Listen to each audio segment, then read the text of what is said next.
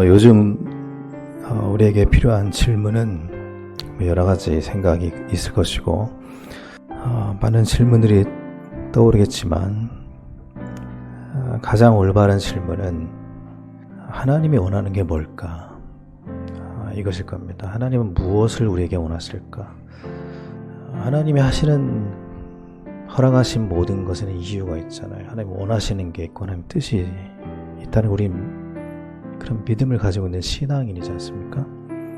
오늘 말씀이 기록된 이 시기도 굉장히 혼란이 가득한 시기였고, 이 혼란이 가득한 시기에 하나님께서 지금 끊임없이 한 가지를 전달을 하시고 있습니다.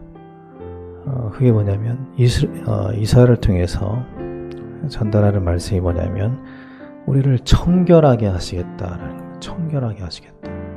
근데 이 청결하게 하시겠다라는 이 말의 의미는 이렇게 깨끗하게 청소한다라는 그런 의미가 아니고, 그런 뉘앙스가 아니고, 이 성경에서 말하는 하나님께서 청결하게 하시겠다라는 의미는 1장 25절에 보면 잘 나와 있습니다.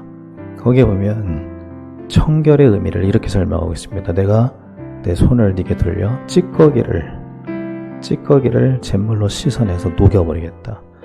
찌꺼기가 섞여 있는데 그것을 녹여버리겠다. 그리고 네 혼잣말을 제어해 버릴 것이다.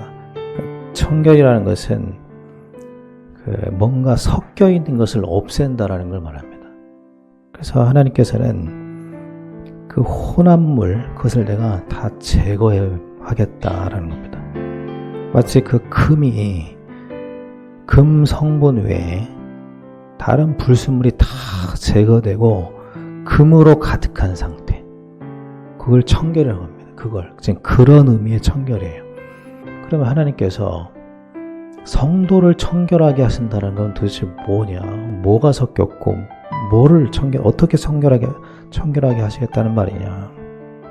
이스라엘 백성들 속에 다른 게 섞여 들어왔는데, 원래 성도의 마음 속에는 가득 차 있어야 될 게 있습니다. 오직 순수하게 가득 채워져야 될 게 있어요. 그것은 하나님 말씀입니다. 하나님 끊임없이 전달하는 게 뭐냐면 그 말씀을 기억하라는 것이고, 말씀을 지키라는 거예요. 말씀을 지키라는 것은 담으라는 것이거든요. 이렇게 될 때 말씀에 대한 믿음으로 채워진 상태를 말하는 겁니다. 이 청결이죠.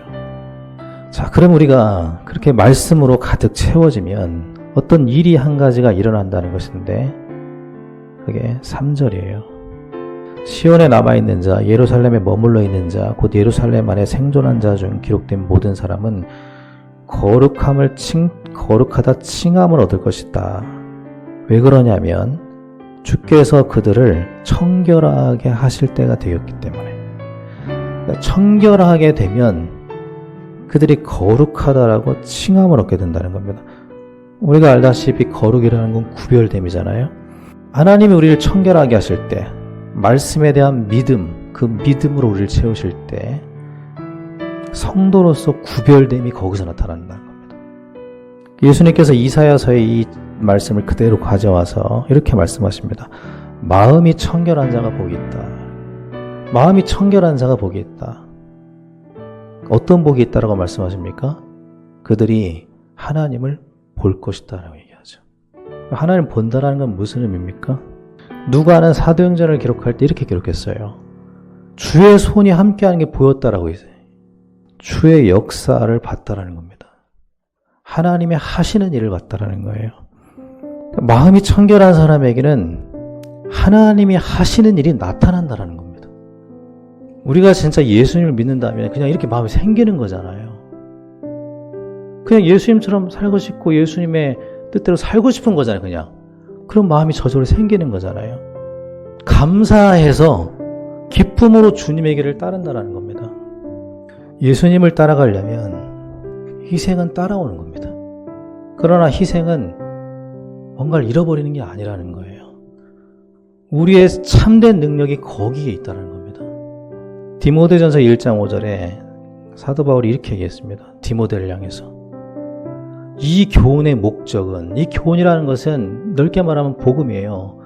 이렇게 말합니다. 이 복음의 목적은 청결한 마음과 선한 양심과 거짓이 없는 믿음에서 나오는 사랑이다. 복음의 목적은 사랑이다는 거예요. 근데 그 사랑은 어디에서 나오냐면 세 가지에서 나온다는 겁니다. 아마 틀림없이 현실과 상황이 우리에게 갈등을 줄 겁니다. 근데 거기에서 우리가 해야 될 게 뭡니까? 굴복이 아니라 기도죠. 은혜를 구하는 거죠. 그 은혜가 나를 넘어서게 하고 현실을 넘어서게 하는 거잖아요. 우리가 은혜 없이 어떻게 나를 넘어섭니까? 어떻게 하나님 은혜 없이 현실을 넘어섭니까? 그건 불가능한 거잖아요.